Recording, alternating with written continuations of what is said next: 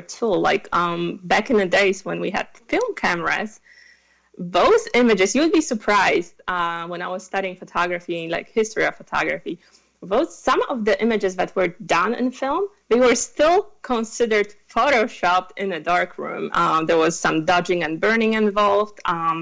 They swapped faces or did some retouching, heavy retouching in some cases. Now we have Photoshop, and Photoshop is not just to completely change the image, but it's really to develop to the point that how you saw it when it was taken.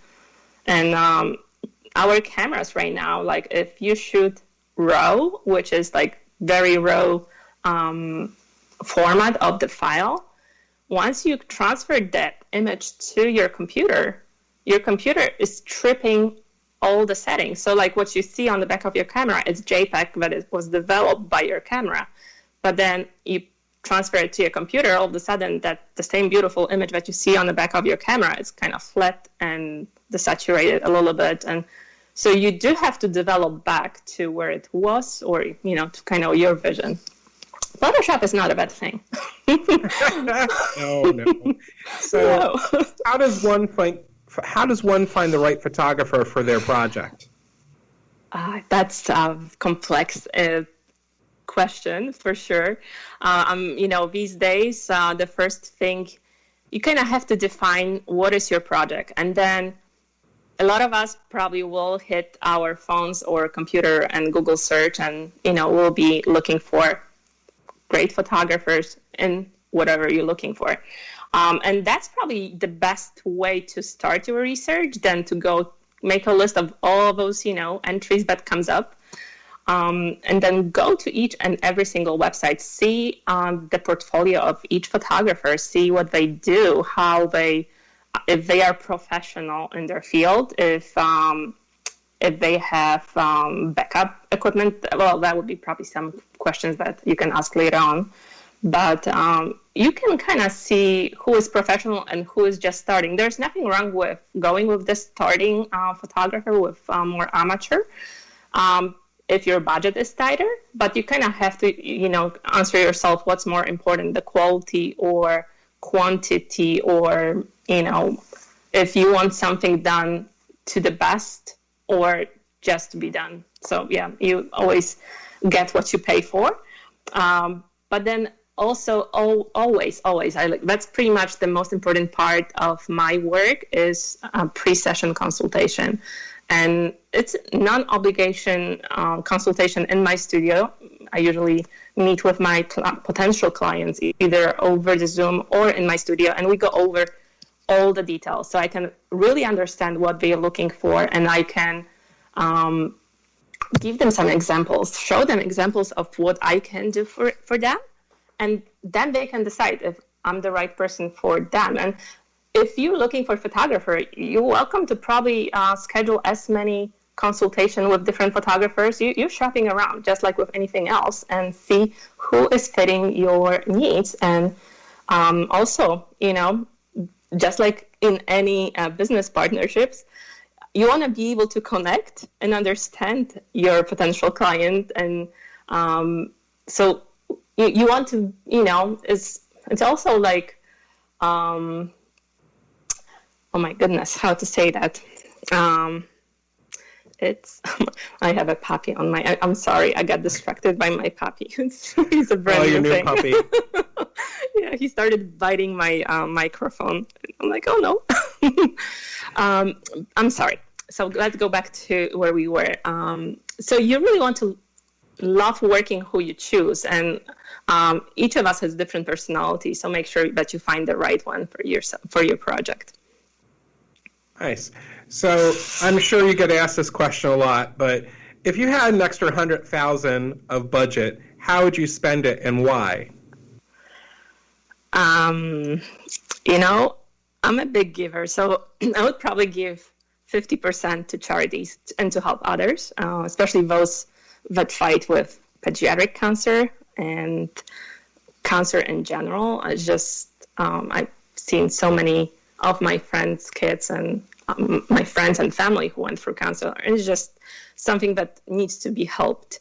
I I would probably spend the rest on traveling. I'm a huge, I've been a traveler at heart most of my life. And on my bucket list, I still have New Zealand, Australia, and Cambodia, where my husband was born. So yes, a lot of places to see. Nice. So we're coming up near the end of the show. So this is where I like to ask one random question to my guests and see what they want to, say. But would you rather be locked in a library or locked in an amusement park? Oh my goodness, this is a hard question because I love both places. Yeah, growing up in library, I was a bookworm. So oh my gosh, I would be probably lost for hours or days in a library. But then at the same time, amusement parks. I'm a huge fan of amusement park as well. I'll go with pick one. Amusement park. Okay, amusement park it is. There you go. And Busch Garden is my favorite. Well, have you ever been to Hershey Park in PA?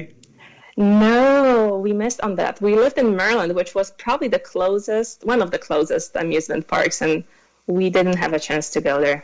No. Well, if you ever get a chance, I suggest going there because it's the chocolate capital of the world. And yeah, and basically when you go into Hershey, PA, it just smells of chocolate. It's just delicious. But I used to go there every summer, and I would get like a big bar of chocolate for $40, 5 pound, and I'd break it apart, throw it in the freezer for a whole year, and have chocolate. It was wonderful.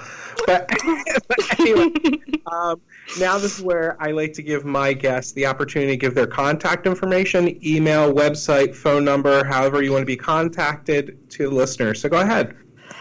Okay, if anybody would like to talk to me, phone is probably the best way to reach me. I love talking on the phone. I feel like we are more efficient about exchanging things about our lives in general. So call me 941-224-0550. You can also email me at info@sylwiaok.com. It's info@SYLWIAOK.com. So my first name is Polish. It's Sylwia with W, and my last name is Cambodian, spelling okay. Some Polish-Cambodian mix, so yeah, kind of. Then on Instagram, I'm at Sylwia.ok, and I'm on LinkedIn, and it's also Sylwia Ok altogether, and Facebook page Sylwia Ok or Sylwia Ok Photography. So that's the places I'm currently in. Awesome. And I apologize for her last name because it, like you said, spelled okay. So you're like, no, it's Sylwia Okay. Most people do. You would be surprised how many people are actually trying to,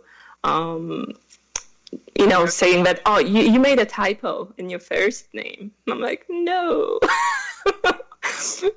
No, in my age, I already know how to spell my name. Well, I have room for one more quick question that I'm going to ask you, but where do you see yourself in 5 years? Oh my gosh, I see my studio move to a new location. I'm actually having 4 more years of lease, and while I love my studio now, my dream is to have more of a gallery feel place in the future, so I could host other artists and small events. So yeah, we'll see. But I'll be still photographing. Yes, I don't think that ever goes away. Well, that's wonderful. When that happens, I hope I'm one of your guests that goes to that event because I would love to see the event and everything and all your pictures all over the place. Yeah, I would love to, host you. Thank you. I appreciate it. And as always, I want to thank you for being a guest on Socially Joe. I'll have you back another time because you're just a wealth of knowledge, Sylwia.